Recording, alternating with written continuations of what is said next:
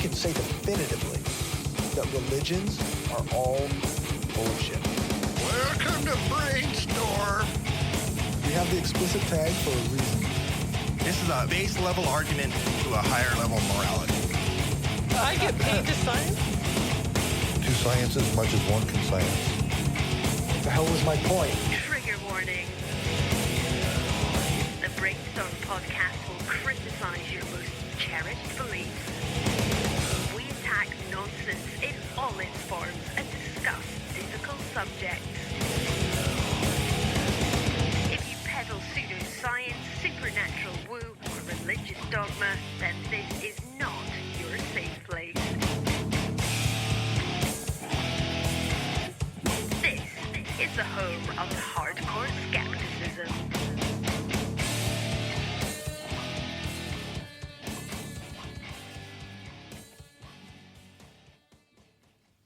All right. Hi, and welcome to the Brainstorm Podcast Skeptic Studio, where we do interviews, major topics, and news related to skepticism and atheism. We broadcast live every second Friday at 8:30 p.m. Central Standard Time, not Daylight Savings Time, on Spreaker.com. I'm Corey, and my panel tonight are Leo.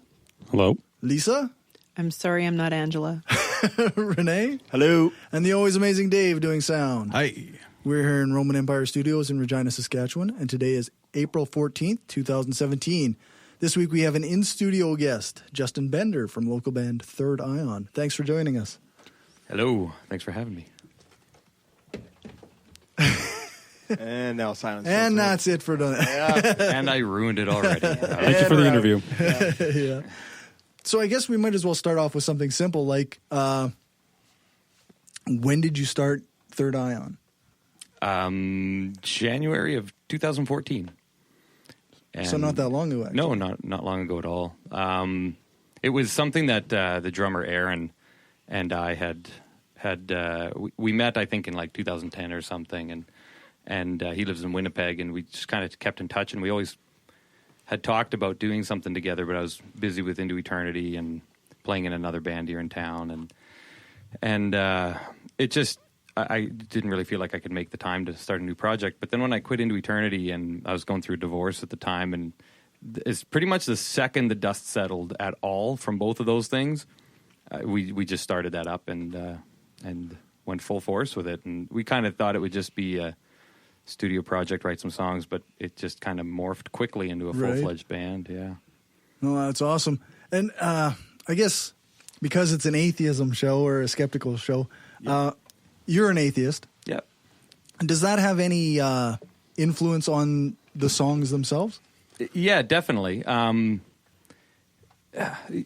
Like, I'm not really a seasoned lyric writer. This is kind of my first time being solely responsible for it, and I'm hoping to remedy that because, like, our new singer Dave is very interested in helping out. It's just that it was already done by the time he joined for the second record, so until now I've done everything myself. But so I kind of keep everything a little bit like lyrically, like not super specific. You could, some of it's pretty obvious, like right.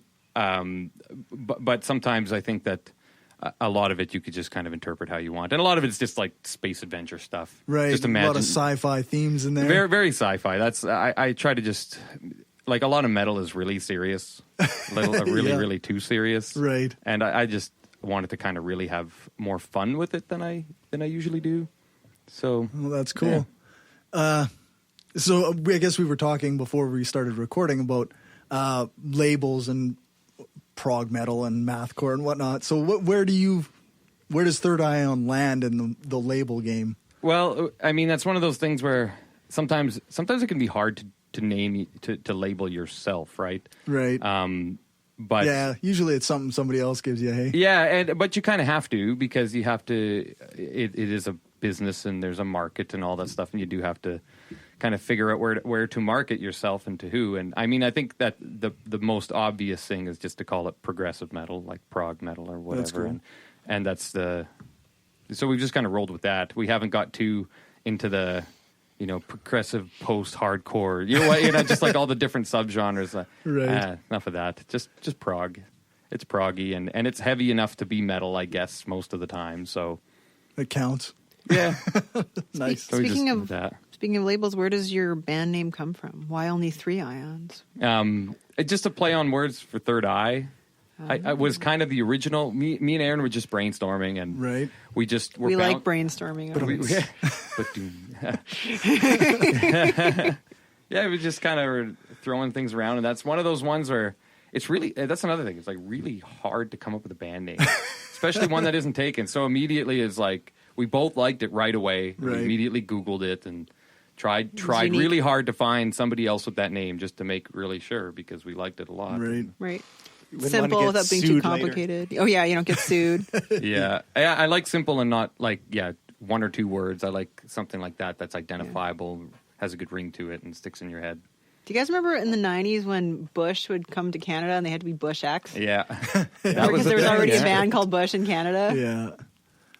Does anybody? What did Bush, the original Bush, do? I don't know. There was some What was their They music? wouldn't give it up. Like, they wouldn't let real Bush They were take like it. a band from the 70s and something like that. They just didn't want to give it up, eh? But that happens a lot. Like, it was that Skid Row had that problem. I can't remember what band it was, but there was a Skid Row before that, but it broke up. But they didn't have an active copyright, I think is how it worked. So they were able to continue on. It's just Interesting. like Blink 182.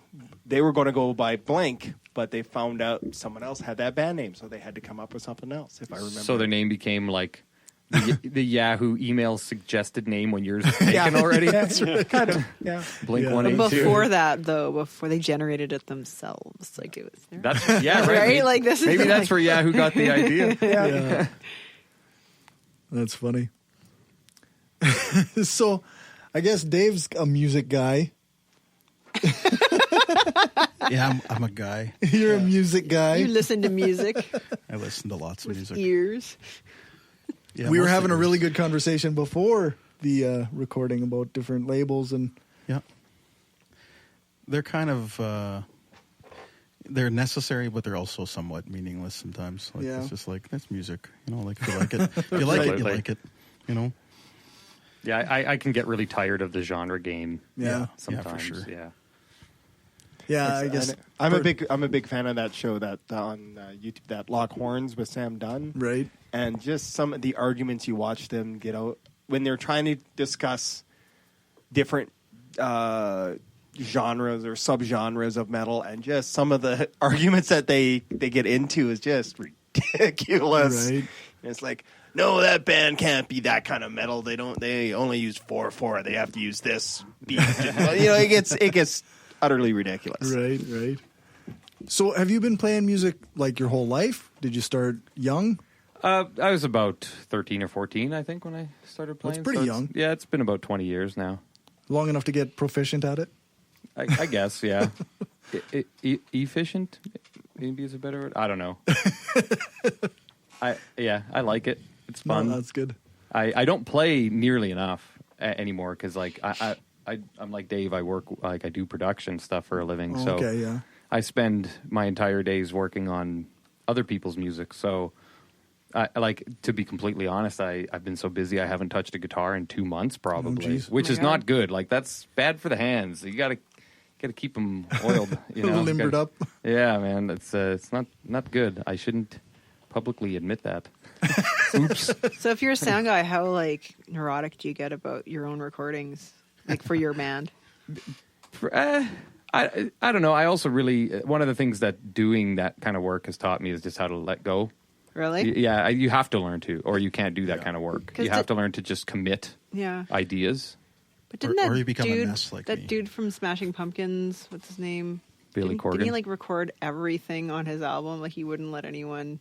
He recorded all the instruments, and only when they toured were the other people in the band allowed to play. Like, is that not so? Could be. That level of- Well, I know that like that's how Foo Fighters started, but I don't think that was a neurotic thing. I think that was just He didn't have Not enough anybody. hands. he didn't have a band yet. It was a project. I'm pretty sure Billy Corgan did that. Anyways. For some of his like more recent albums, it's just like the Billy Corgan show for sure. Yeah. Yeah. Yeah, to each their own. Yeah. So I guess a good question is, what are some of the influencing bands that you kind of listened to as a youth? Well, I guess like what we were talking about before the show started, we were chatting about Dream Theater, and they are definitely one of my they're my biggest prog influence for sure. Like they're the band that I first heard anything that was weird rhythmically, you know, that had odd time signatures and was they wrote. I think the first album I got of theirs was a 23-minute song, and that just blew me away. It's still one of my favorites, Change of Seasons, and just that. And then Scenes from a Memory came out, and I think I was in high school, and I was listening to it, and I had a psychology teacher who would let us listen to music in class. So that's my only real memory from that class is listening to that Dream Theater album. And then 5 years later, I joined Into Eternity and was on the road with Dream Theater. So that was a huge, huge kind of connection to my influence right there. That was really, really nice. Like not a lot of people that grew up in Prince Albert get Prince Albert, Saskatchewan, get that kind of opportunity. No kidding. Yeah, Renee likes Dream Theater quite a bit. Huge fan of Dream Theater. I admit I have them on my playlist for at the gym, but because the songs are so long, they always get skipped. Yeah, more. I wouldn't consider them overly gym music. No, not usually. The intros often are, but then after about 3 minutes, it gets slow. I mean, the closer one you'd have to get into is Train of Thought, maybe. Train of Thought. That's the one I was thinking of, because that's more of a metal-y Dream Theater album. Yeah. Somebody told me they went and saw Pantera and were like, we need to write some heavy riffs. I don't know if that's true, but what I read was not necessarily it was a Pantera one, but yeah, there was definitely they wanted to explore more their metal side. Like I think it was partly because they were doing cover songs during some of their shows, and they were doing a lot more. They were doing like full covers of like Metallica and maybe. I remember when they did Master of Puppets front to back. That was pretty cool. Nice. Yeah, I'm more of a Queensryche guy than a Dream Theater guy, but I love them both. Oh, that's awesome. Right. Yeah, I guess and speaking of Metallica, like that was my very first like metal love. Like a lot of people, that's their gateway drug metal band. Right. And Pantera was a big one too, and Opeth. I'm still a huge fan of Opeth. I'm going to go see them in Denver next month. I'm pretty excited about that. We were just talking about how when you look at the names, we often will mix up Opeth and OTEP. Oh, yeah. Especially back when people knew who OTEP was. Did they do anything? Are they even still around? Apparently. Oh. You haven't? I was just playing it for I live under a Corey. rock. They just released a cover of Lord's Royals. Oh, really? Yeah. Huh. That's interesting. That's interesting. Yeah, no, it's OTEP, right? So it sounds like OTEP. But it's cool. Okay, fuck all this music shit. Okay, what's the best Star Trek series? You're all dolled up with the Star Trek stuff. Let's go. Next What do you Generation's what I grew up on. Okay. That's still probably Bread my and favorite. butter. But, Okay. But I really like Deep Space Nine as well. And I'm good answer. actually It's a like good answer. almost through Voyager for the first time. I've never seen all of it yet. And I've been really liking it. It gets really good halfway through. Yes, it does. So far, I think Gumby's the only one who says that Deep Space Nine isn't good. Well, I think he doesn't like Avery Brooks, which he's not the greatest actor, but I don't know. I think he's awesome. I love him, yeah. As Cisco, he works awesome. Especially once the show really gets a rolling. lot of people really don't like DS9. I don't know what it is, but a lot of people I'm loving hate it. DS9. I'm doing a marathon DS9 right too. now myself. If you dig really deep, it's a lot of people don't like it because of the straight up ripoff of Babylon 5. And Babylon 5 is a fantastic show that I absolutely love, even though it has like some of the worst CG you'll ever see. And some of the worst makeup hair, like the Londo. Yeah. But then some of the alien makeup was really great. But yeah, there was a few misses. Great story though. I'll stand by that one. And is the best Captain Picard? Yeah, absolutely. Okay. So you're a Star Trek, not a Star Wars? I like it all. I like it all. Sci-fi is pretty good no matter what, I think. I was listening to an interview with Neil deGrasse Tyson was interviewing Seth MacFarlane, and they got on the topic of Star Wars and sci-fi, and they're like, is Star Wars really actually science fiction? It's just kind of a space western. It's Yeah, not sort of, really like there's no It's a science. space opera for sure. It's more be science classified. fantasy. Yeah, there's really Yeah. not much because science fiction, like in Star Trek, they deal with like the warp drive is like a Right. physically possible thing that they've theorized. And Yeah, they don't there's, get there's some into that science in- behind it. They yeah. don't get behind any of that. Yeah, There's not a whole lot of technobabble in Star Wars. and when they So- do, it's wrong. Like It's- the parsecs thing. yeah. Yeah. Oh, that's But brilliant. then again, by that definition, very few things would actually be science fiction because a True. lot of the shit that gets labeled science fiction, well, is it really science fiction? Yeah, if you're gonna, like if they have to theorize about how it would work, like Well, I Yeah, guess, yeah. true. I mean, That's there are true, yeah. there are some science fiction out there that's based on really hard science stuff. That's true. But that's not nearly as popular. maybe that's me just doing to movies what I get sick of with music with the genres. Again, yeah, we don't need the genre. Like, I mean, yeah, I feel like I know science fiction when I I like see it. and I feel like Star Wars is science fiction. I don't know. Yeah. It just, I love Whatever. Star Wars. I think it's great. but it's not nearly as good as Star Trek. Star I mean, Trek is come my on. jam, for sure. I mean, sorry, it's okay. You just started a whole war. Like with Yeah, all, it's all, right. all The listeners- nerdverse Bring it just on. all the listeners are. Bring it on. We'll bring this Star to the Wars Fan Expo and- dummies. We're going to get hate mail finally. It'll encourage listeners. Yeah. It'll be good. Well, we played the Fuck Star Wars. protest. We played the protest Got the hero 20. song not that long ago. That it is about the Star Trek verse versus the Star Wars verse. It's fun stuff. Everybody likes that. They're both featured in Robot Chicken pretty much in equal proportions. So There you go. College Humor is a really good Star Trek versus Star Wars thing. Yeah, Vader versus Picard. Oh, it's hilarious. yeah, it's pretty great. My son watches it about 8 times a day. so- And they both make excellent points. That's a funny thing. Very valid points. Your special effects are lame. That's not the point. Yes, it is. It goes on. I can definitely tell I'm the least nerdiest person. You are. You're way too cool for this discussion. No, I love Star Trek, but I've never been able to sit down and watch Star Wars for some reason. Just doesn't work out. I don't know. You know, but I also feel like you 'cause you're smart. don't really need Star Wars for nerd cred. Star Trek is nerd cred. I feel like Star Wars, everybody likes Star Wars. Star Wars Star more Wars- dork that's cred, true. right? Like you dorky, like if you're wearing guess, wearing your Wookiee shirt or something, you're a dork, right? But like if you're wearing your Trek garb, I know you're smart, right? Like I know you're a nerd. But like, You know I mean, shit. even like, you know what an ion is. Well, even like, Yeah. your average chachi dude in a big jacked up truck probably thinks Star Wars is cool. Yeah. You know, That's it's true. kind of like Metallica. They're like, everybody likes Metallica, but There was they a haven't period really there- dove deep into metal. You know, It's- Yeah. But Star Wars goes through like there's periods where it's super cool and periods where it ain't so cool. Every time a movie it comes goes- out. Yeah. But Star Whereas- Wars is also more action Yeah, and less yeah. smart. more characters, more yeah. So It's it was more philosophical at the spiritual level, which was kind of weird. But Yeah. I disagree. It I was think like- Star Trek is way more philosophical. And I they, thought, like, well, they, the- they the tackle original- way more The original interesting. Star Wars was. he like means more the No. spiritual level. Yeah, I like, think yeah. it's two Star Trek different doesn't types really of get- philosophy. Star Trek was more like scientific philosophy. The Bajorans?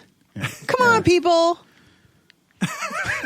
I guess. The listeners can't see the look I'm giving Dave right now. And I'm Having like bobbing my head. And Having like- said that, has everyone seen the new Star Wars trailer yet? Has everyone seen it? Yeah, it came out this Yeah. morning. I saw it. Oh no, I have not. I have not. Because the philosophy of because Star Wars is always about dichotomies, and The Yes, darkness it is. and the light. Yes, it is. the new one looks like they might finally address the problem with that. So based on the What is the trailer. problem with that? That the that's gray just- Jedi. The spectrum? the- right? Yeah, that balance requires both. The not, middle ground. you know. It's funny. A Yeah. huge part of my PhD was about like the lack of dichotomies in early type galaxies. Major arguments at conferences. Seriously, people got red in the face when I presented my research. People were mad. Is that right? Yeah. Yeah. Well, I'm not kidding. I guess I'm actually not kidding. maybe you should bring some of that research here to share with us. sometime. You guys could not possibly get so worked up about the gradient of the inner slope of surface brightness profiles of early type galaxies. You just could not possibly Well, get that's there. fair. I don't Nobody think could I- get there. I'll give you that one. I don't stand think it so. before I could get mad about it. You gotta Yeah, that's right. you gotta go to a conference where the 5 people in the world who give a shit about this stand up and be like, no, that research is wrong. They're so mad. Yep. No, I feel like that's over my head. So It's not over your head. It's just not interesting. It's like, Just boring. No. So music, sci-fi. What else? Are you into comics too? Is that another part of your nerd? I think they're great. But I don't have a collection, and I don't read a lot of them. I watch the movies when Hollywood does their thing, but Right. I like some of them. I don't know. I thought Deadpool was great. I thought that new Logan was. I haven't seen that one yet. oh, I mean to see that It's one. beautiful. Yeah, I've been It's meaning to see beautiful. it. Looks good. I think that may be the best one yet of all of them, if I may be so bold. And it is Patrick Stewart heavy, It is. which makes every movie good. He drops the F-bomb several times. No! Nice. It's so weird. It feels so awkward. Yeah, he's like, I think it would feel he's like good. disheveled, No, I think it saying would feel fuck good. over and over Yeah, I again. like that. Oh yeah, we can swear. Fuck yeah. Yeah. We Did you see the clip of him discussing with Hugh Jackman and some other guy about he didn't realize that he was circumcised? I posted that. That was me. I posted that. That was awesome. So who didn't realize? Okay, Patrick Stewart. This is the story. Patrick Stewart had an argument with his wife who was telling him that he wasn't circumcised. And Patrick Stewart's like, it's my penis. I should know. I'm circumcised. She's like, no, you're not.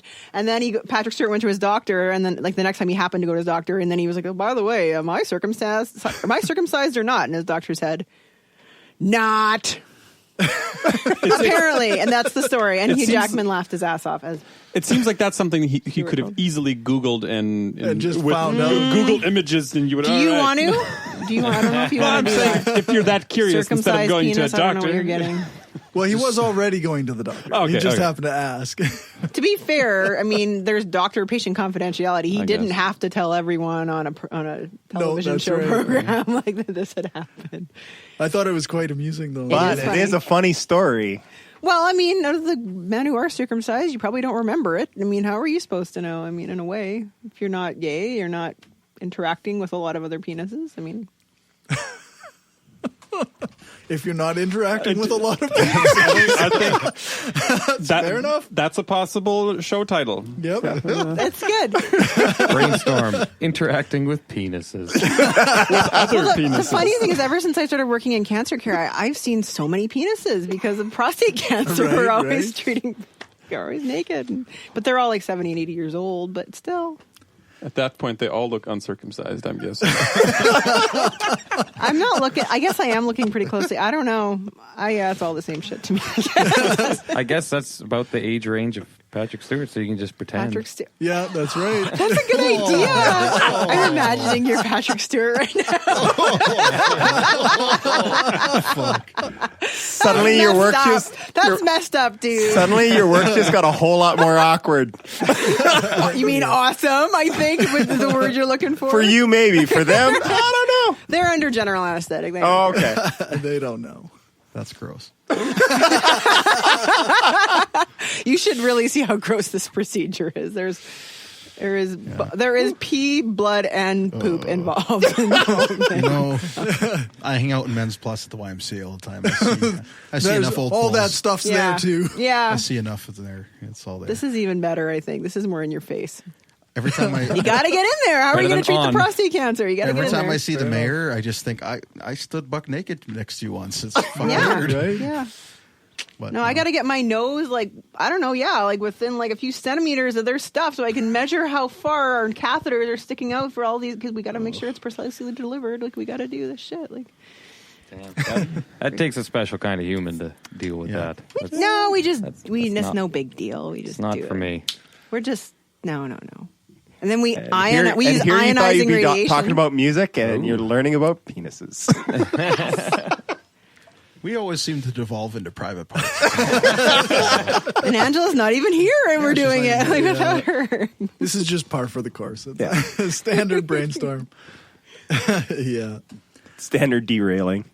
No, actually, though, like our procedure is Derailing. kind of so, I don't know, it's so unattractive that we've actually learned not to show patients pictures of what it's going to look like, because we tell them verbally what's going on, but then they go under general anesthetic. They don't see any of it, and we don't tell them because it's so Yeah. Nobody wants to Nobody wants to picture know this. that that's what's happening exactly. to them. Yeah, nobody wants to That picture. was a thing where you guys would show them pictures. Yeah, we have lots of here. No. It's okay. No, Oh, why did I say that? You guys go ahead. I'm gonna get a good picture. Well, I have a going here. question for you related to music. Okay, Sure. So, from the songs that you've written, do you have any particular favorites, like in terms of either the music or the lyrics? Something significant that you think this is a masterpiece in your own mind? Well, I don't know if anybody ever settles on something being a masterpiece, but there's definitely stuff I like. I'll look at these now and remind myself.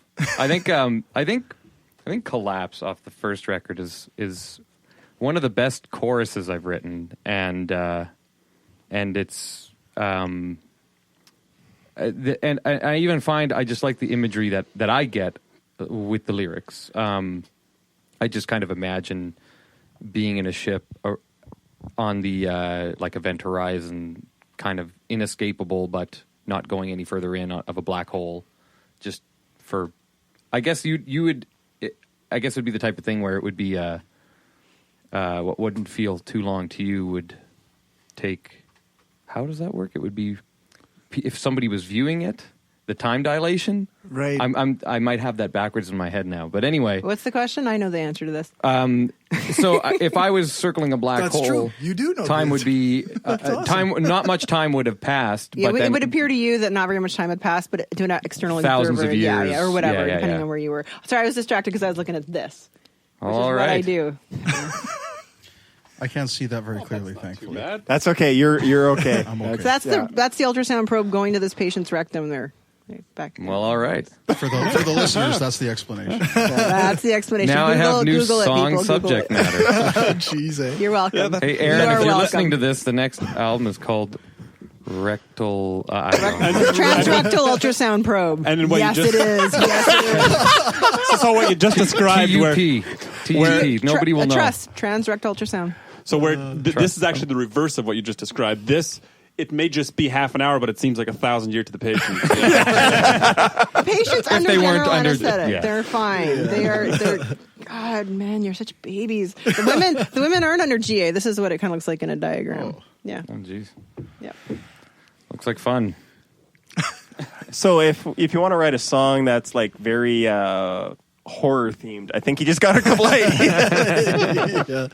Yeah, that's right. What's something excellent nobody's done yet? There's excellent outcomes from this procedure. It's great. It's great for treating prostate cancer.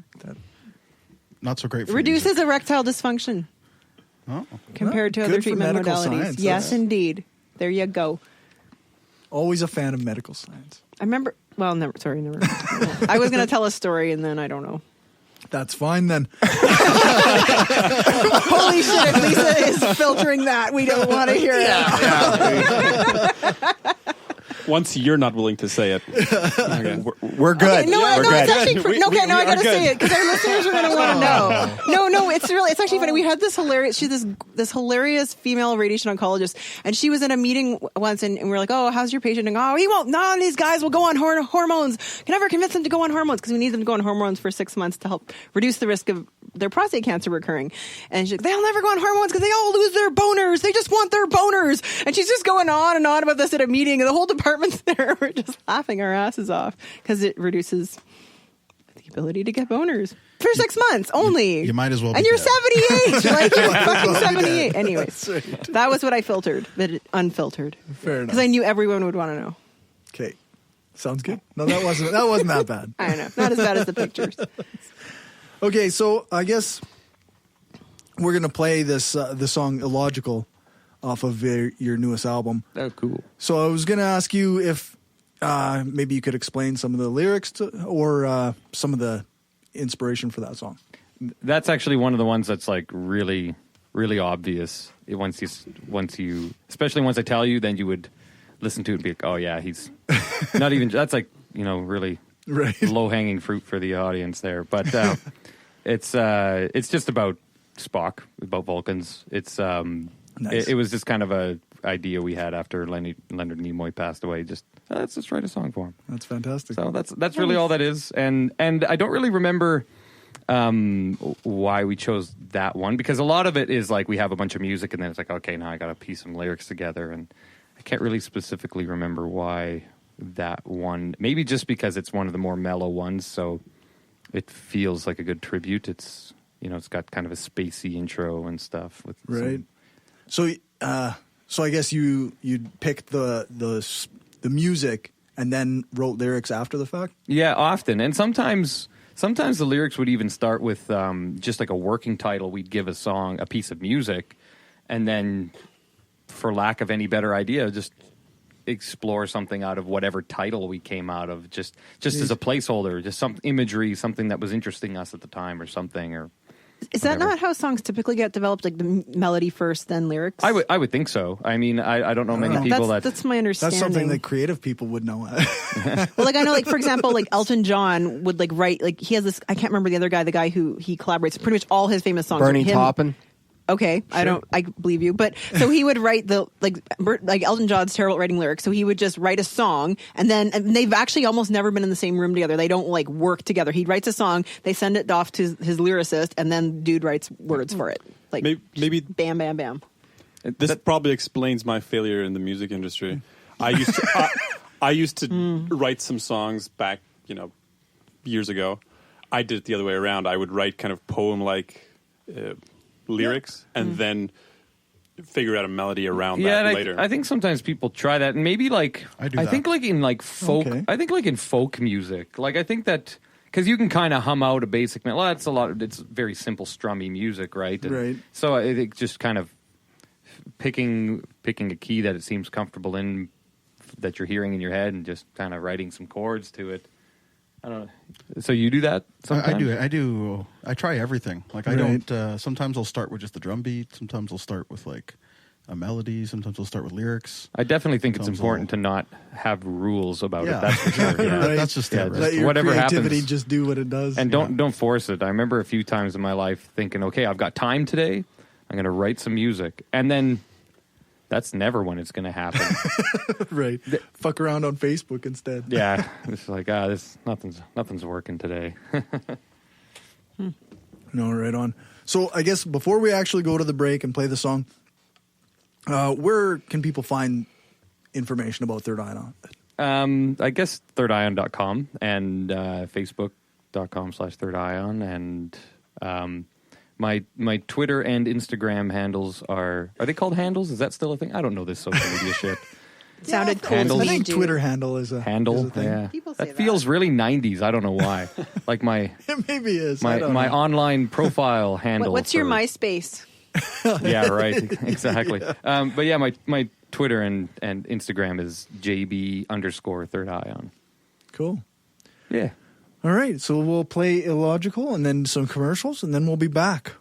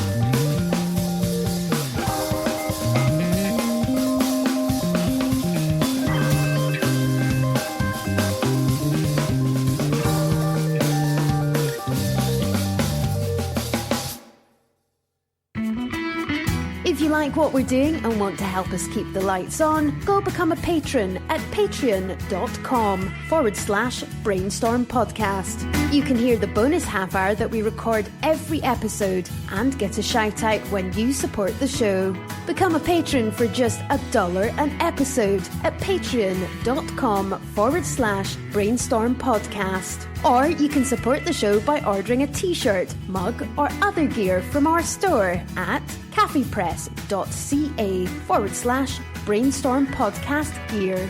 If you can't afford to become a patron or buy gear, then why not give us a rating or write a review on iTunes or Stitcher?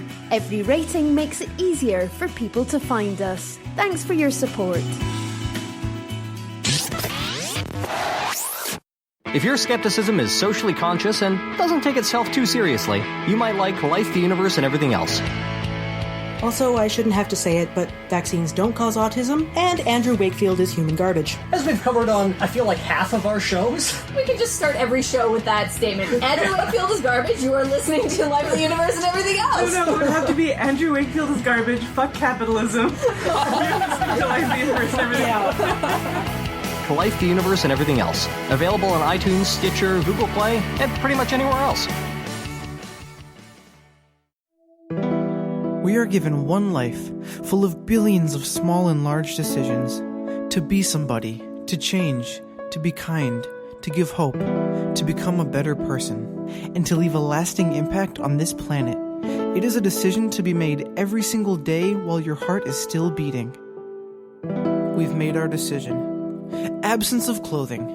Atheist and science-based apparel and merchandise. Donating 50% of our profits to charity. Look good and feel good, without God. Check us out at absenceofclothing.com and find us on Facebook, Twitter, Instagram, and Pinterest for discount codes and other sweet swag. Use the code BRAINSTORM at absenceofclothing.com and get 10% off. I thought 20 seconds and now were different, so that's my fault. God damn it, Corey. So you're getting old, man. I am, yeah, that's right. Hey, we have to sing happy birthday. Not today. Corey incremented since last podcast. Yeah. I leveled up in age. Yes, yeah. Level. But although at this point it's starting to feel level down. Yeah. It's starting to feel like level down, but. Were you just saying, like, I can't eat coffee anymore. It's not working on my intestines no more. That's what you said. Something like that. Something like that. In exactly that voice. That exact tone of voice. Exactly what you said. You took your dentures out and you were complaining. I put my teeth back in when we started recording. Puts the walker away. Yeah, that's right. Which makes no sense because nobody can see anything. It's a podcast. Yeah. But his mind is going a bit. So. I like how I'm like 6 years younger than you. Like I'm just as screwed as you. Yeah, my kids are having a field day with really with the 40-year-old they jokes. Enjoy that, hey? Yeah, they like making fun of Dad because he's an old man. At least because they exist, they know you're not a 40-year-old virgin. They can't mock you for that. Like That's I don't true. know. That's true. I'm sure they don't like him talking about that either, though. That's your revenge. That's where you go when you need them to shut up, right? Yeah, like, that's right. Just saying. Mm-hmm. Works for my parents. So rather than talking about me again, we're going to talk about Trump and Syria and other troubling issues. Well, we went from one rectal probe to another. Hey-o. So I'm supposed to talk about this. What do you got? Well, it looks like the Syrian regime seems to have used chemical weapons on their own population. And in response, the Trump government did some airstrikes in Syria. I hope it wasn't the same place that got the chemical weapons, right? Because that would have been a double whammy that would have really sucked. No, I think it was different. It wasn't the same place, no. See, I told you to make Leo do this because he's so much better for him. No, I'm really getting to the point where I'm depressed by the news. I'm one of those who's going like, I'm not clicking on that. I don't want to see it. And it's terrible. I know we shouldn't do that, but I was still absorbing this when the whole Moab thing started. And I was like, bombs. Yeah. So, Secretary of State Rex Tillerson is in Russia now, I believe. He was, anyways, he was there last week, trying to convince the Russians to stop supporting the Assad regime. Meanwhile, if you look at Trump's campaign promises, they were pretty isolationist. He wanted, well, of course, none of his campaign promises were consistent, but sometimes he indicated that he didn't want the U.S. to get involved in wars in the Middle East. So then he's got supporters who are sort of floundering on him now. I posted an article earlier this week about how Ann Coulter expressed her disappointment in Trump for reneging on his isolationist promises. So he's losing friends left, right, and center here. They want a more xenophobic. But that's I have evidence against that. He has, according to my conservative uncle, he has done exactly what he said he would do so far. He has kept all his campaign promises. Well, the thing is, that's evidence enough for me. If you promise contradictory things and then do a like a whole bunch of different shit randomly that doesn't make any sense, you'll probably cover your bases, right? Like if you. Well, I was joking, by the way. I knew, but I'm just saying your uncle may be rightish. Like, you know what I mean? Like if somebody makes promises that are not consistent, make no sense. If you act erratically, you may. See, the only thing is, fulfill those promises. Enough of them you know, I read some of these articles and I see this stuff, and I almost want to go Alex Jones on it. Almost. Right. Because I know what you mean, yeah. Yeah, like, because, I mean, yeah, it sounds conspiracy theory, but we'll try to go down this rabbit hole for a second. Is that he was, yes, he didn't want to have wars in the Middle East and da-da-da-da-da-da-da, but Assad is backed by Putin. There's all this evidence that Trump is buddies with Putin. Right. Or, according to all the jokes, Putin has a PP tape, and this is why he controls Trump. And so there's all these investigations, trying to find all the information of this leaks. Now, all of a sudden Assad goes, they said they're not going to do anything. So he gasses his own people, and now they're like, well, I got to do something about this. He hits the airstrip, but he doesn't destroy the airfield. The Russians got a warning, so there's no Russians around this airfield. Right. So now there seems to be tension between Russia and Trump. To me, I'm like going, this is convenient. Like... Assad also came out and said, if I'm not mistaken, that he's blaming the Trump administration for setting the whole thing up, saying that they orchestrated this fake... they're trying to say that the chemical weapons were actually the rebels blowing something up. It wasn't him. Yeah, they blaming the Trump administration for creating, and basically he was saying like manufacturing this whole thing and organizing kind of a conspiracy thing that Trump actually gassed the people and then came in bombed to kind of like just to have an excuse to come bomb Syria. And I think Alex Jones actually didn't he pick that up and go with it? I don't know. I was just making jokes about Alex Jones, but maybe. But I think Alex Jones picked it up and actually ran with it that, there's this conspiracy. Trump actually organized the... I thought he loved Trump. I thought he was like, yeah, Trump he is in love with Trump, yeah. Well, he was. Yeah. That doesn't help his ratings, though, when he has to. When he agrees with the president. No, that's true. It doesn't help his ratings at all. No. It's interesting because I have heard a lot of these conspiracy theories about, this didn't really happen, and these videos are faked, and this chemical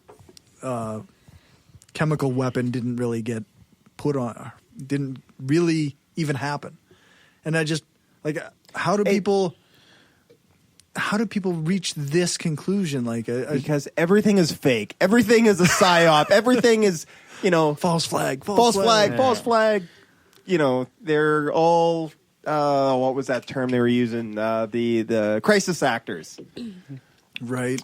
And the thing is, one thing with the news, it has reached a point where they have successfully poisoned a lot of the sources. So where you're not supposed to believe anything that people say. It's like, that could be fake or it could be true. They could be lying. They could be telling the truth. But kind of instilling skepticism to it, but kind of in the wrong way, where they try to discredit everybody, that you can't trust anybody anymore, and there's no real true information. So it's really murky at points. Yeah. My boyfriend Sam Harris says that if Trump were 10% as bad as he is, he would look a lot worse. In the sense that he thrives on this chaos and this uncertainty and this confusion, and it actually just helps him. It's interesting. And I know, my boyfriend's really smart.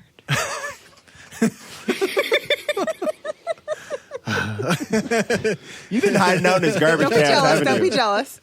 Yeah. Is it consent? Just because I never met him and he doesn't know, it doesn't mean. Yeah, consent. You're not close enough for it to be stalking, though. So He puts his podcast on the internet. What does he want from me? Yeah. You know, there is something to be said, though, about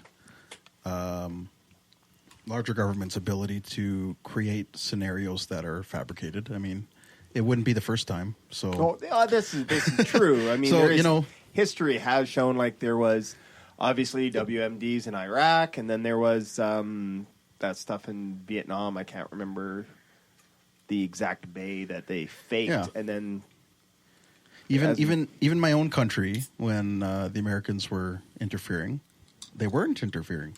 So, right? Oh yeah, no, we're not. No, oh yeah, no, everybody can confirm they're not interfering. So. Yeah, I mean these, and then years later, the CIA comes out and declassifies everything. Oh yeah, we were. Yeah. They did that with pretty much every single Latin American country, where they technically didn't do anything, but they were actually doing stuff, which later came out that.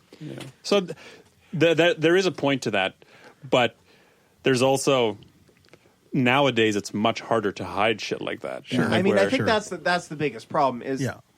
The American government has truly done enough shitty stuff that it makes you want to go, it's plausible. It's possible. So we're talking about the possibility that they release the chemical weapons?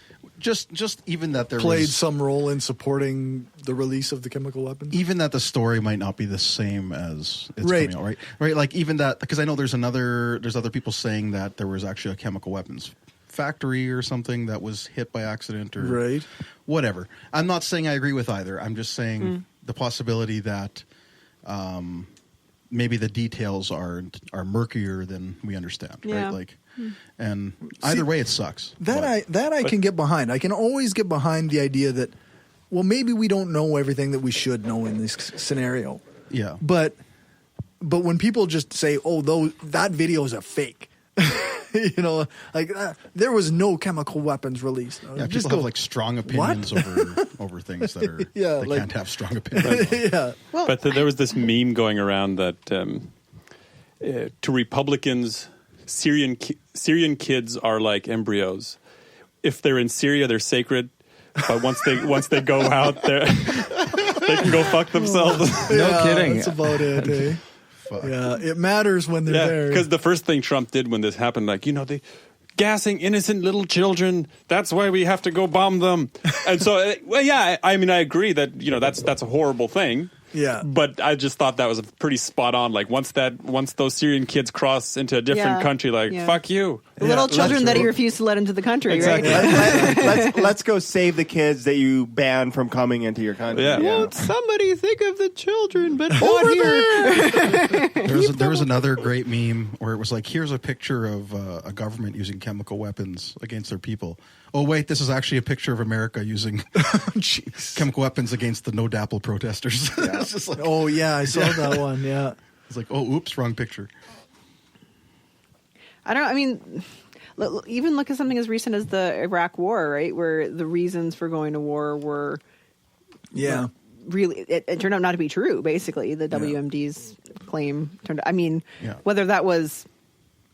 whether or not the upper echelon knew that wasn't true and proceeded anyways, or were somehow that's a hard one to decide. Yeah, but there's a lack of trust there, right? Like, and you can see how the lack of trust in the government has grown over the years. I mean, even with 9/11, like it's easy to get caught up in the conspiracy theories, right? But it's like you were saying, it's not hard to imagine that there's some of the details are murky, right? Like Yeah. it's kind of hard to imagine it's exactly as the official report is. But I'm not really thinking that the American government orchestrated killing a bunch of their own people. Like that Right. seems a little extreme. I mean, I guess you never know, but like It just really seems a little far-fetched. it does seem. Yeah, it's like so much of it too, where they start talking about those planes are supposed to be blue, and if you look at this one really crappy pixelated picture from far away, where the sun was on the top and it was shadowed underneath, that's not the right color. You know, but it's stuff like that. Yeah. But then sorry, finish. I was going to say the anti-vaxxer movement. I was reading about how that has sort of spawned from people's lack in trust in the government, and then it really occurred to me. I just figured a bunch of idiots that believe things that because America worships celebrity. I mean, look at that. They elected Donald Trump. They think celebrities are like deities to them, and. Yeah. And I mean, and not necessarily just American culture. That's just kind of the way the world has gone. But that's kind of what I just had assumed. Didn't give it much thought. Just another silly trend that people buy into, like any sort of homeopathic thing or whatever. And but yeah, then I read that and it's like, yeah, it makes a lot of sense. Anti-vaxxers would that's a lack of trust in government to kind of get this right. Kind of what Renee was saying before, that they have done a lot of shitty stuff, so it's not hard to believe that maybe they did do something wrong. And people kind of they hide things like torturing people, right? And Guantanamo Bay stuff, yeah, right? and a lot of other shit. And people want to be ahead of the curve, like, I saw something move. There's probably something fishy behind there. And then people kind of let their imagination go with that. There's a little speck on the plane somewhere, and then exactly. Like you can understand it. Like I try to be more skeptical and whatnot, but you can understand how people get to that point with mistrust of their government and how it can lead to some pretty irrational fear. Well, don't you think that the election of Donald Trump shows the mistrust that people have in government? Well, like I think this idea that he's a total outsider with zero experience. That's great. That's kind of that's the one understandable factor of his election. I think that there is. That's the one thing where I think, well, okay, I get wanting like nothing to do with the political status quo. I understand that, but it's just like. Well, you had your chance with that. You had Bernie, but at the same time, you fucked it up. If I'm going to get an anal probe like we just saw in that picture, I want somebody who knows what they're doing to do it. And that's a fucking great analogy. That's a great political analogy. And that's the thing. That's what I keep telling everybody.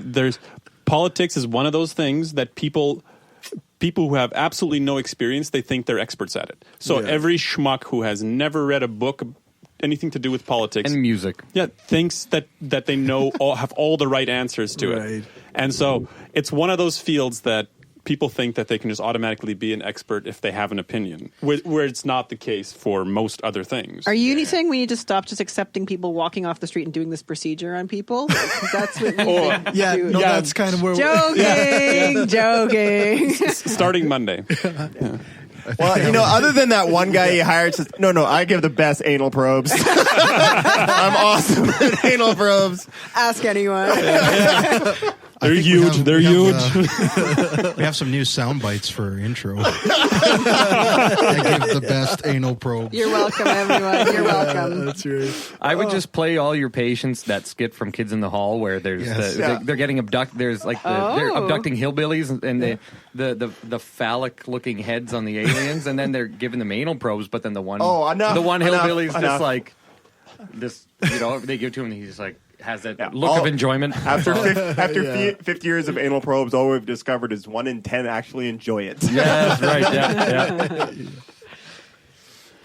So good. Mm-hmm. So back to depressing news. So, Syria. Syria. Seriously, guys.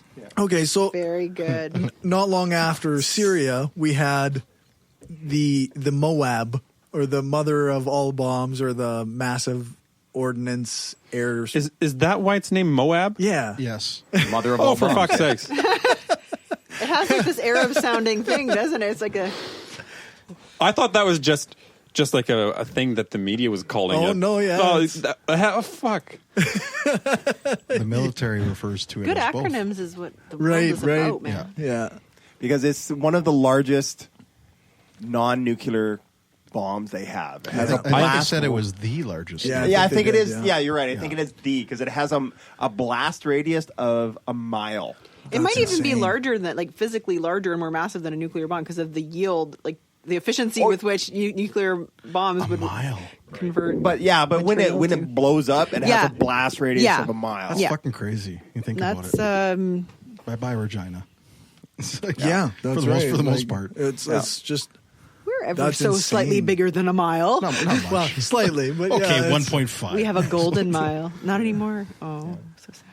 But a mile out of the center, a mile Green circumference out of the center of Regina would be a pretty massive. Be a lot. Yeah. Like that's a big bada boom. Wow, eh? Yeah. So, and Is that I a guess Fifth Element reference? Yes, it was. Hey. So awesomely nerdy. Bonus content. We got to talk about the new trailer for that director. Anyway. keep going. Nice. So, I guess part of the reason that they did this was also they were bombing ISIS, right? Well, not directly. In a because sense. That one went off in Afghanistan. So I think it gets murky in Afghanistan, I think. Is ISIS in Afghanistan now? Are they? Well, they were sort of, because the Taliban and ISIS don't get along necessarily. Well, this was on the border of Afghanistan and Pakistan. Yeah. And there was a small group of ISIS, you know, kind of the Afghanistan branch. And they had kind of their little setup that they just dropped it on their little setup there. Yeah, their supposed evil complex underground. And they were apparently they were fucking around with the locals and, you know, trying to, like, looting some people and threatening people and didn't stuff like that. I see Donald Trump tweet that he wiped out ISIS though?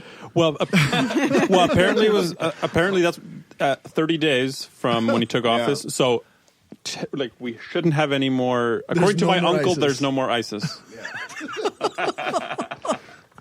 I suspect there's still ISIS. That's your uncle, man. I think you might be wrong. I don't know. Promises made, promises kept. Exactly. Is your uncle from Mexico? No. Oh, because if he was, he'd be the worst Mexican ever, right? He lives in the U.S. Okay. So he's, it's. So he's an illegal, is what you're saying. No, he is actually legal there. Yeah. Sure. That's what they all say. Yeah. Bad hombres. Bad hombres. That's right. Well, I think he is actually a bad hombre.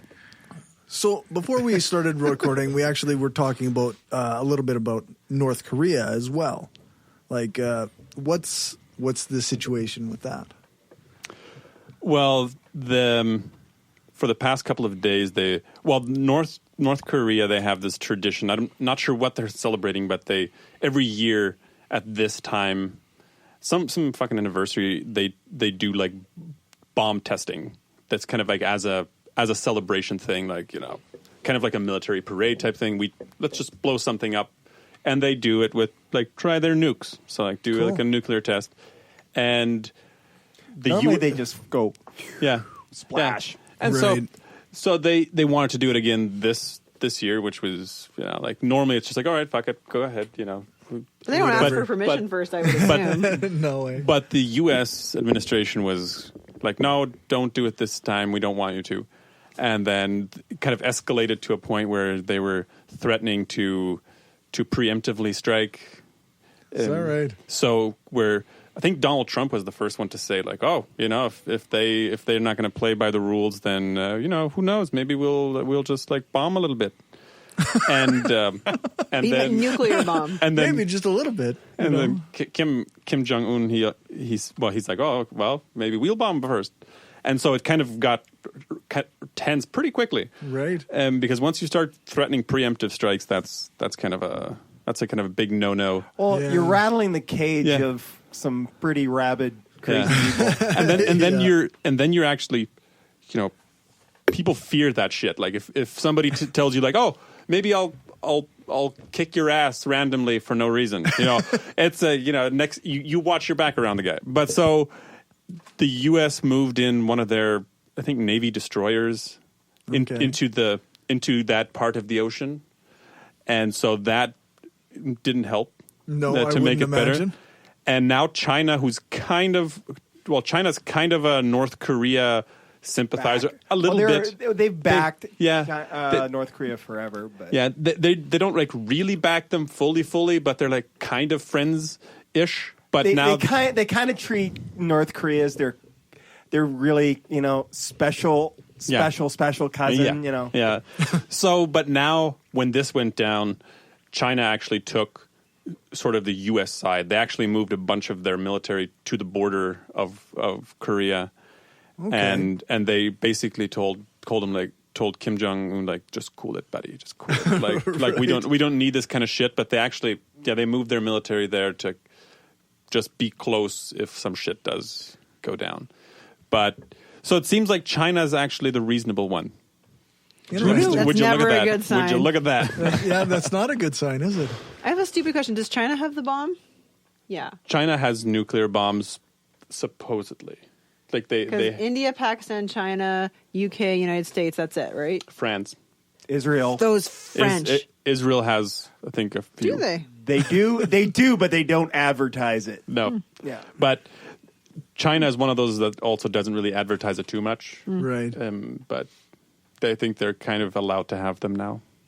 I think once they have them, people like back off, don't they? Like, okay, yeah, you can have them. They have all the money, so them and Saudi Arabia have all the money, so they're allowed to have nukes. Yeah. Right. God, I hope the Saudis don't get nukes. They also have shit that the U.S. wants. I thought the Saudis had nukes. Do they? I don't think so. Are you sure? Or is it Pakistan? I think it's only Pakistan of the Arab nations. Maybe I'm thinking Pakistan. That are I think it's Pakistan because I know India and Pakistan are always like. Yeah, that's actually kind of the worst of them to have nukes, given that their rival India has. Yeah. And wasn't Pakistan, because they were kind of under Soviet occupation for a bit there, isn't that why they kind of inherited the nukes, I think? The history, I am not sure. I think they're like a Soviet inheritance of some sort, like they, if I'm not mistaken. Don't quote me on that, but yeah. They're definitely not one of those countries that should have them. I'm waiting for the joke opportunity, but I'm not hearing anything. Well, the only thing I can think of is Robin Williams. He has a whole thing about China or Pakistan and India having the bomb, and it's like, fuck you. I'll turn you into chicken tikka. It's Robin Williams. He goes into the accents and everything. Right. Then of course. Then he goes to the Russians. Yeah, we have bombs. We have many bombs. We just don't know where they are. Yeah. Well, that was also the same thing with the supposed weapons of mass destruction that Iraq supposedly had. When Bush was all right. That's where it gets. But they were another one of those things that they were blaming that they were shit that Russia lost, or shit that Russia either sold or lost or somehow got into the hands of Iraq. But the thing was, I think with some of that, I know there was a lot of jokes where Americans were going, "Of course they have weapons of mass destruction. We still have the receipts. We sold them." But but the reality was they did have chemical weapons and they used them. They gassed the Kurds in the early '80s. I can't remember the exact year. Right. But the thing was the weird thing with that was that was all ordnance left over from something like World War I that they got their hand. Mustard gas? Well, the sarin gas, if I remember right. And I could be wrong. I haven't looked at this kind of stuff in a long time, but it was left over from World War I. And they just, we got this shit. Use it. Jeez. That was their rationale in World War I, so it makes sense. They used a lot of chemical weapons in World War I. Mustard gas and whatever else. Speaking of world wars, did anybody see Sean Spicer, the spokesperson, talk about the? Yes. Holy shit! Nobody can fuck it up worse than that guy. How does he even have a job? Maybe say what This what question it he's about Donald Trump. Well, he said. Well, he was talking about the gas attack in Syria, and he's like, well, even Adolf Hitler wasn't willing to use gas. Yeah, he didn't think to using chemical weapons. Yeah. Even he didn't sink down to that level. I was like, okay, we have just created a whole new, category of stupidity here. Well, of course, and then they spent the whole next day going, well, technically, he never used it in open warfare. Yeah. That's right. But what about the chambers? Yeah. That wasn't in open warfare, so he didn't as a weapon. So it was actually worse. That's right. Yeah. He only used it on innocent civilians. Yeah. To murder an entire group of people. Didn't sink to that level. Only many much lower. Genocide is totally different. It's totally different. Man. There's an interesting part of one of Dan Carlin's Hardcore History podcasts where he talks about why. They used chemical weapons in World War I because they'd kind of just been developed. They tried them out. They were doing a lot of that in World War I. Like, well, there was a lot of new this machine toys, gun thing. Let's try that. Oh, here's a tank. Let's try that. That's why it was such a meat grinder because they did not know what the fuck they were doing, and they just sort of tried it out, threw everything at the wall, saw what stuck. And one of the reasons it wasn't used, chemical weapons, anyways, weren't used too much in World War II, is because they weren't very effective. They didn't really do that much. Because they fire them off, and then the wind would change. It would have come back at you. Yeah, it was just not a great weapon, so they didn't. It was obviously horrible, but it wasn't very effective at winning battles, so that's why it didn't get used. Not because they had some sort of wonderful compassion for the other side. They had horrible bombing raids and other things in World War II, and obviously nuclear bombs. Blah blah blah. It wasn't a moral choice. It wasn't a moral. It was a pragmatic. It was like, this shit don't work. Let's use something else. Having fleets of 100 planes fly over a city and just carpet bomb Level a city, it. that's just much more effective than trying to release a gas and then try and blow it over the city. Set up the fans. Yeah, set up the fans. Yeah. When I bomb, I go for that method for sure. Yeah. I respect that choice. That's every Monday, right? Yeah. Oh, okay. Yeah. You guys you're welcome to join me for my next bombing excursion. I'm busy on Mondays, but I can do Wednesdays. Might be able to do a special extra. I can only go every second week. I work the other week, so. If anyone wants to hear a really interesting analysis of the ethics behind that carpet bombing and then kind of how it led to the rationale for bombing Hiroshima and Nagasaki, you really should check out Dan Carlin's latest Hardcore History. If you haven't checked it out, it's like a 5-hour thing, but that's the only one it is. Like there's not like a bunch of parts. It's brilliant, and it really puts this whole nuclear thing in perspective. He talks at length about how this was really the first time. The president of the United States had always been balanced by the judiciary and Congress, but when it came to nuclear weapons, it was decided in the late 40s and 50s that somebody's got to be the person with their finger on the button, because if Russia launches bombs, we might only have less than 10 minutes to decide whether or not to retaliate.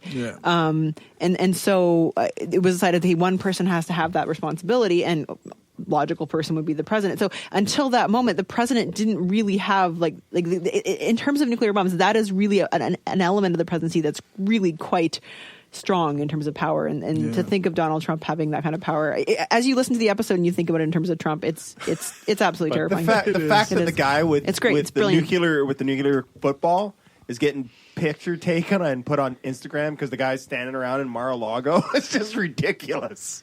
But to the history of that, those bombs, it came out later that Truman they were advising him not to, because they were basically saying this is they're going to surrender any day now. Yeah, I've heard that before. And Truman knew that, and it boiled down to, but I just really want to.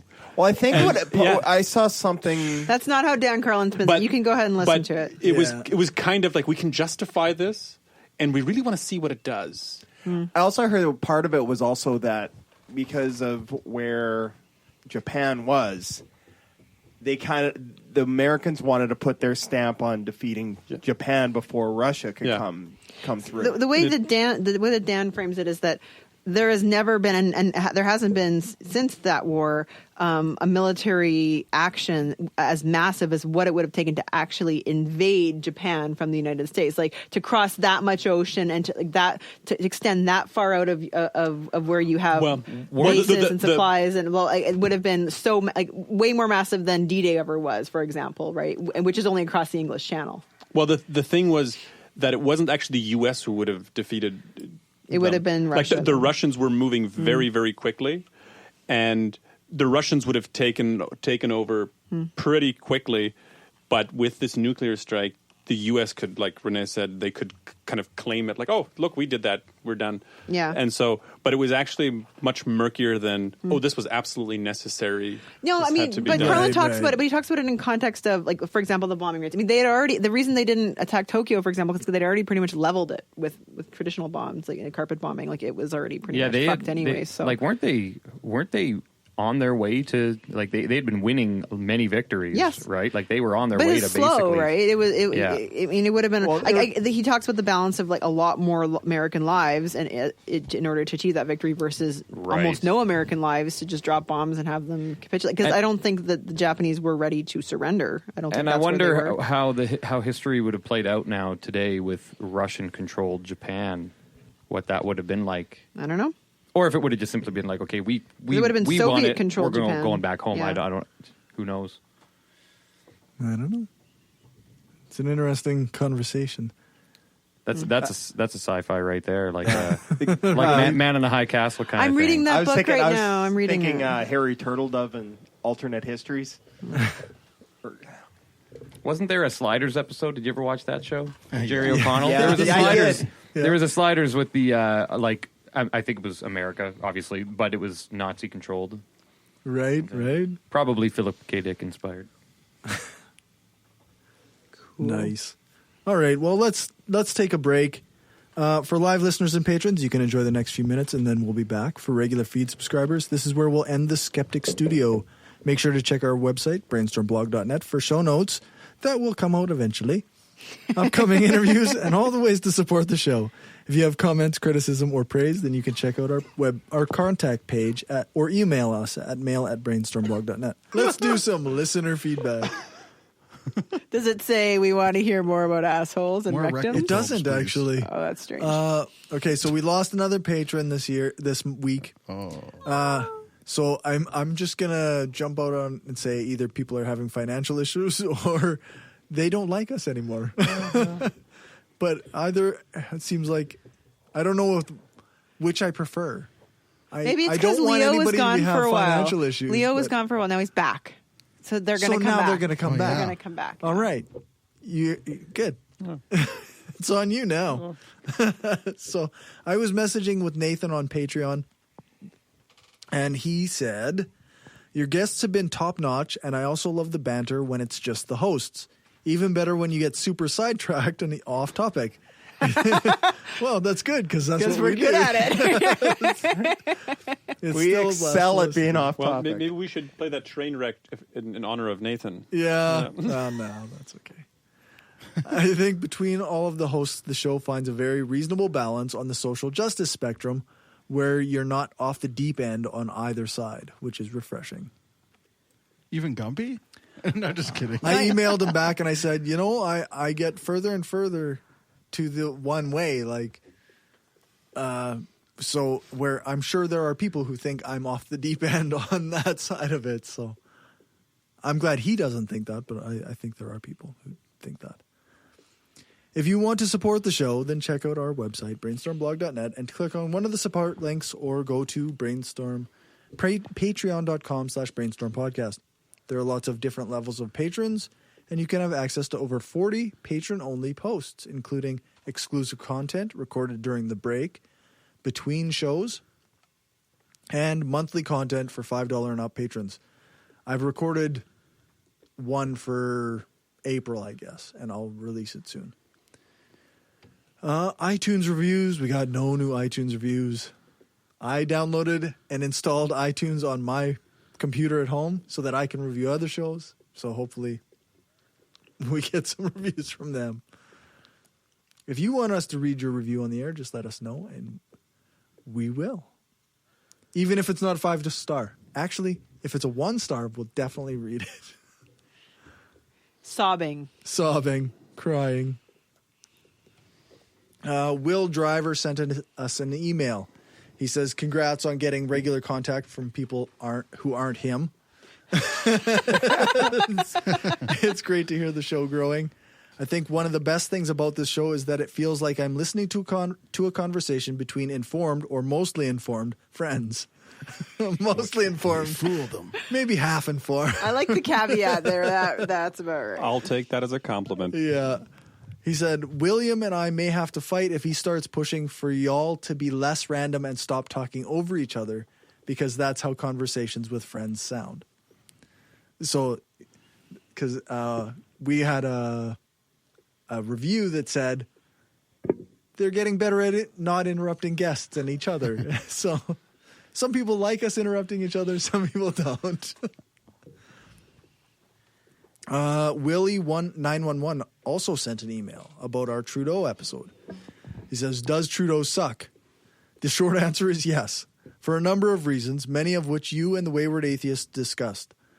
I would just like to say that this episode was easily one of your best, an outstanding diversity of opinion, and just enough topic creep to stay interesting. If I may, here's my 2 cents, okay? So all politicians have one thing in common. They want a better country, province, or city, RM, but their paths diverge almost immediately in what exactly that means and how to get there. Similarly, many social and political debates flounder when they really get rolling because folks don't agree on how to define the terms themselves, such as feminism in Canada or fact in the U.S. We're dealing on 2 different worlds now. Feeling proud to be Canadian here. that makes our problems look small. It does, doesn't it? Yeah, when we're disagreeing about what feminism means versus fact. Alternative feminism? Alternative. That sounds sexy. Yeah. As to your discussion of marijuana legalization and police involvement, I would like to add some needed context. I have many friends and one spouse in law enforcement. And the overwhelming consensus is that, excepting criminal organizations involved in trafficking, cops really don't care about pot.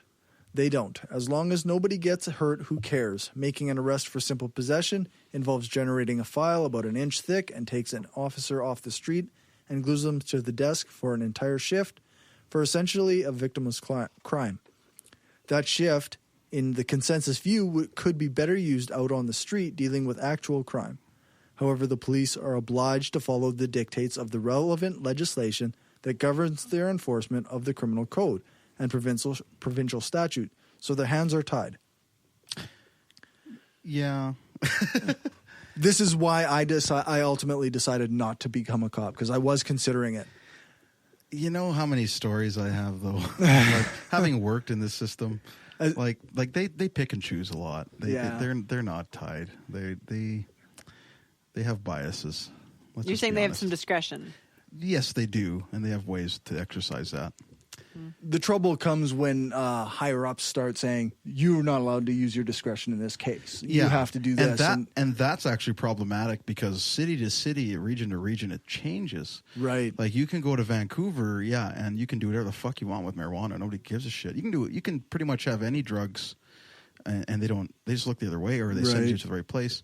But then you go to another city, and it's like Winnipeg. My brother-in-law just got busted for possession, right, for a small amount of marijuana, right. And so again, like, there's an issue with that too, right? Like, police are so to think that there's like a law, there's a hard law that everybody follows. Enforcement is actually the law. You know, what's enforced is well, it's like anything, right? This is the wording. This is the personal interpretation, right? And that's where the problem is. Yeah. You have, in one place, they're like, it's not worth the paperwork. Another place, you nail those fuckers to the wall. That. Right. And I thought screw your brother-in-law. Exactly. When I was looking at becoming an RCMP officer, I thought there was more personal discretion allowed rather than citywide discretion or what have you. And I thought, okay, well, if I assess a situation to be of no risk to some people, or then I can make that call. but you can't when you have your boss, your immediate boss saying, hey, why didn't you do that? And, you know, Yeah. and that's why I ultimately decided that this was not a job for me. Because and it's true. I mean, there is definitely a level of conformity. It's just, I just think it's maybe less so than people think. Right. Well, that and the poor pay and the high risk and the being sent to Timbuktu to for the first X number of I years. actually didn't mind half of that stuff. Like I genuinely thought that, you know, if you're given the right amount of discretion, then you can do a good job. But apparently that's not a thing.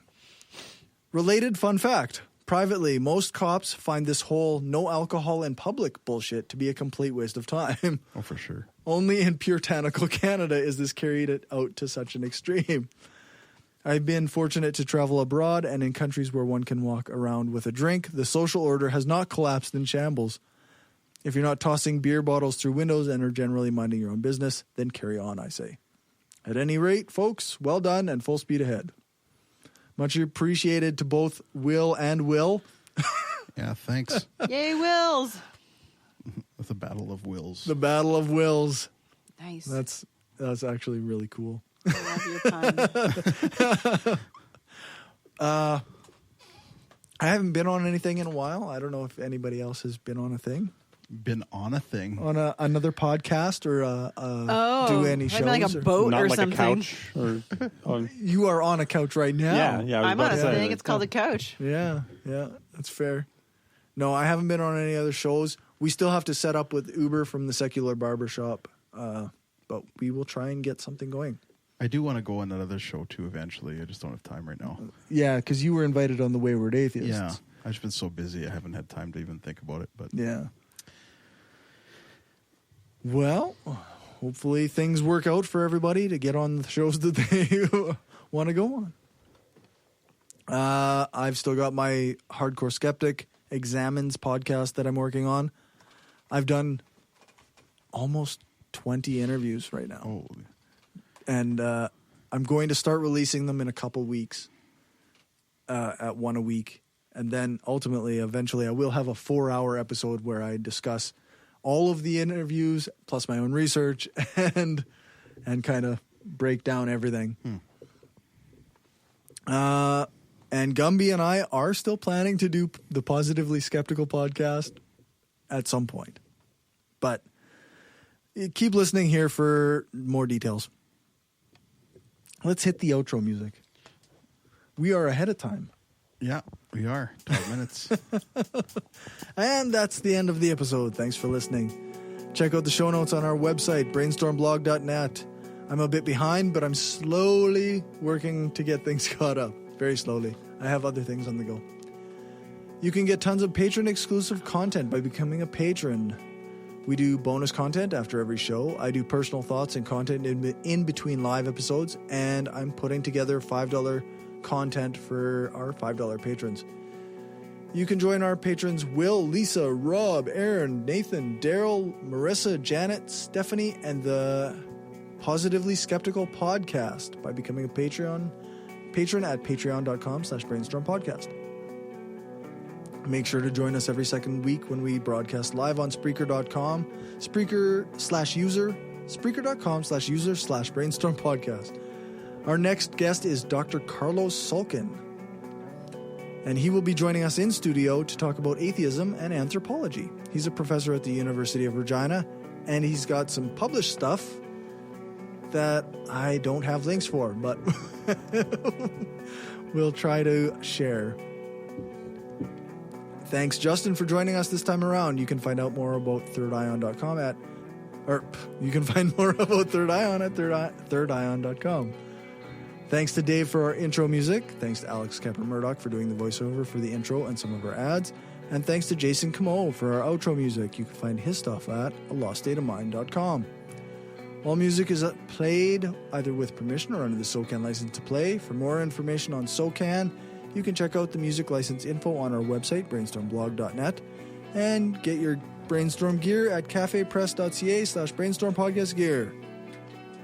Thanks again for listening, and remember, the truth matters.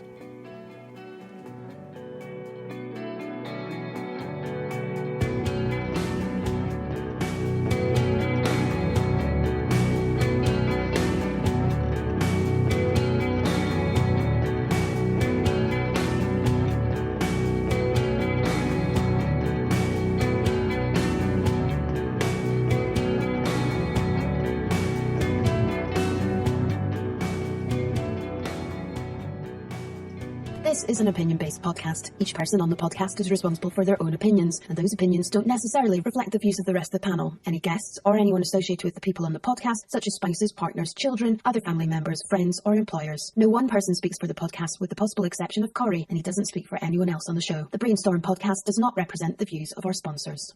We just wanted to say thanks to everyone who listens to us, shares the show, gives us a rating on iTunes or Stitcher, or supports us through Patreon and Gumroad. We don't have a lot of interaction sometimes with our listeners, but what we have had proves that we attract some of the best people around.